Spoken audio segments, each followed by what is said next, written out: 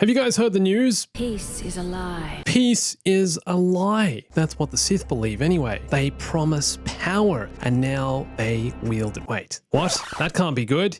The Sith are in power. Oh no, it can. It's just announced the Old Republic Remake. Wait, Kotor Remake actually confirmed. We face the greatest Sith in generations. They must be stopped.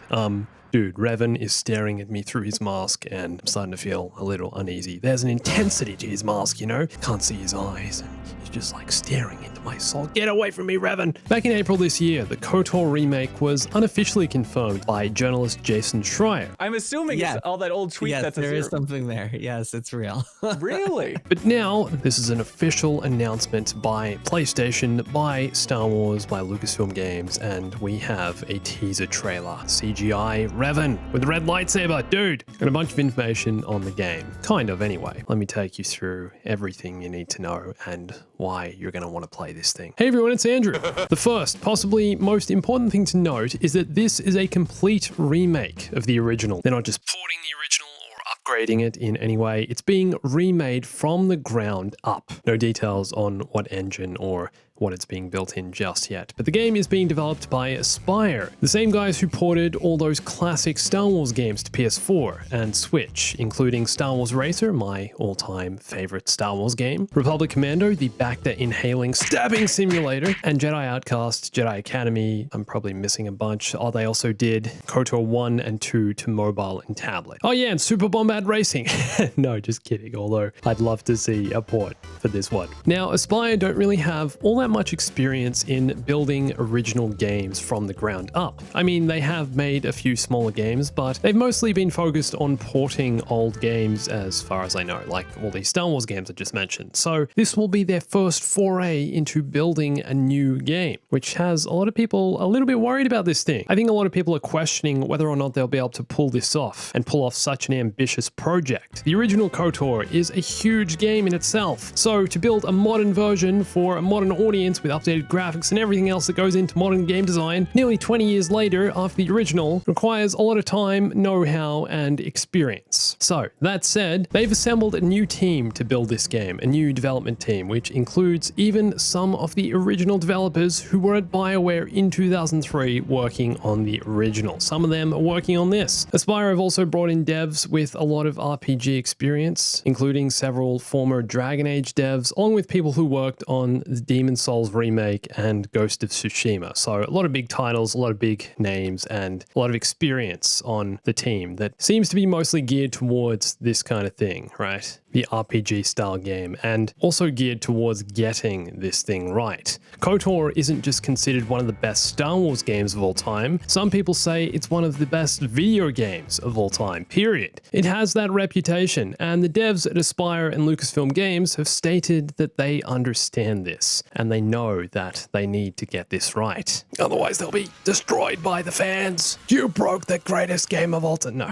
They've stated they want this thing to have the same effect the original did all the way back in 2003, to be as good and as memorable as the original. And that said, Aspyr are also working very closely with Sony Interactive Entertainment to make sure the remake utilizes the latest and greatest software and is completely optimized to run on the PS5. It's being built for next gen, optimized for next gen, and is a PS5 and PC exclusive. So it seems like it will first launch exclusively for the PS5, and then a little down the track will also release on PC. The devs at Lucasfilm and Aspyr have also stated they understand Kotor is one of the most beloved Star Wars stories ever told. There's been rumors of a Kotor remake for what feels like years now, and I know a lot of people, devs included, have wanted this project to come to fruition for a long time. The devs said, "We really appreciate the stature it has with all the fans out there. As hardware advances and as our game-making prowess advances and as storytelling techniques advance, what better time to allow players to re-experience this great story with all those lessons learned and bring it back to modern platforms using modern methods." Okay, well, I find it really interesting they're addressing this because watching gameplay of the 2003 original Kotor, you might have noticed this thing looks old.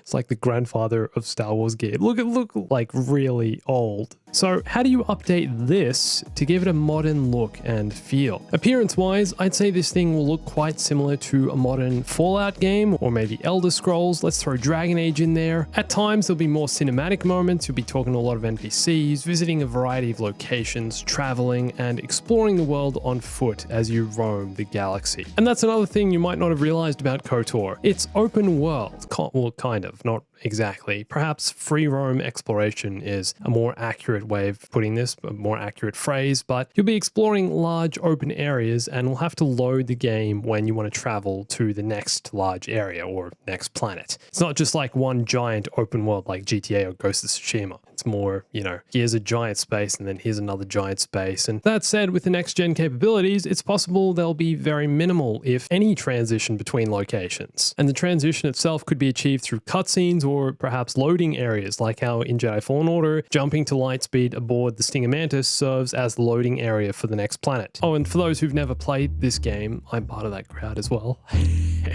What is it even about? What do you do in this game? Well, for some context, the game is set over 4,000 years before the events of the Skywalker saga. At this time, the Galactic Republic is at its height and it's just been through a major war. But the Jedi are plentiful. There's lots of Jedi running around, Jedi Temple and Coruscant everywhere. But so are the Sith. There's no rule of two at this time, as far as I know. Evil Darth Malak leads a growing legion of dark warriors. Players will go on an epic adventure and along the way visit different worlds, amass a party of memorable beings, and uncover their own mysterious past. Your decisions influence the world and the characters around you, and that's a big part of the RPG experience. To simplify, you can go down a light or dark side path. You basically select from several preset appearances and then choose a bunch of attributes to start yourself off. It's different character build, and you know, if you want to play through the game again, you can change your character build and go with different attributes, different things leveled up. There's also been a few rumors that the remake will have a more in-depth combat system than the original, that it will possibly be more skill-based and not, you know, just click this and he swings his lightsaber. It'll be actually,